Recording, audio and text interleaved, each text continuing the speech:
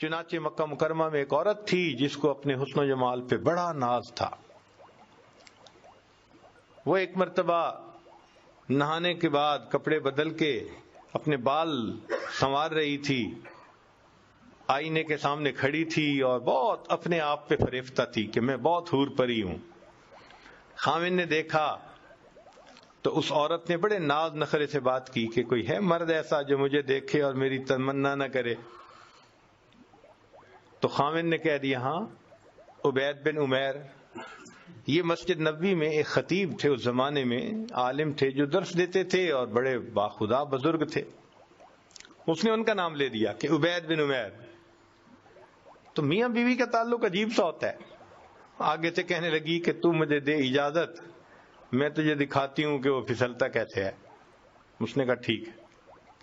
عورت کو اجازت مل گئی، وہ نکلی باہر، مسجد کے دروازے پر آ کر کھڑی ہو گئی. اب مسجد سے جب وہ باہر نکلے تو عورت نے پہلے تو ایسی بات کہی کہ جیسے کوئی مسئلہ پوچھنے کے لیے کھڑی ہو. تو چونکہ انہوں نے مسئلہ بتانا ہوتا تھا، ذمہ دار تھے، تو وہ کھڑے ہو گئے. اس نے بات کرتے کرتے اچانک اپنا نقاب ہٹا دیا. اس کا خیال یہ تھا کہ جب وہ میرے حسن و جمال کو دیکھیں گے تو فریفتہ ہو جائیں گے.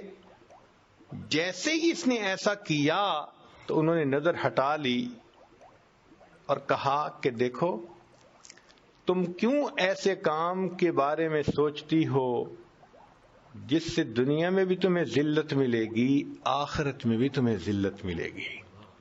اب یہ الفاظ اتنے درد کے ساتھ ان کے منہ سے نکلے، وہ شرما گئی، واپس آ گئی. خاوند نے پوچھا کیا بنا؟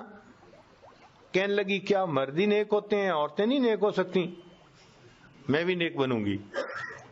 اس کی زندگی بدل گئی. اس کے بعد وہ روز اپنے خاوند سے پوچھتی عشاء کے وقت کہ تمہیں میری ضرورت ہے. اگر کہتا ہاں تو خاوند کے پاس وقت گزارتی، اور اگر وہ کہتا نہیں تو جبہ پہن لیتی اور ساری رات مصلی پہ عبادت کرتی. اس کا خاوند کہا کرتا تھا کہ پتہ نہیں عبید بن عمیر نے ایک فکرہ بول کے میری بیوی کو راہبہ کیسے بنا دیا. وہ راہبہ بن گئی. شکار کرنے کو آئے، شکار ہو کے چلے.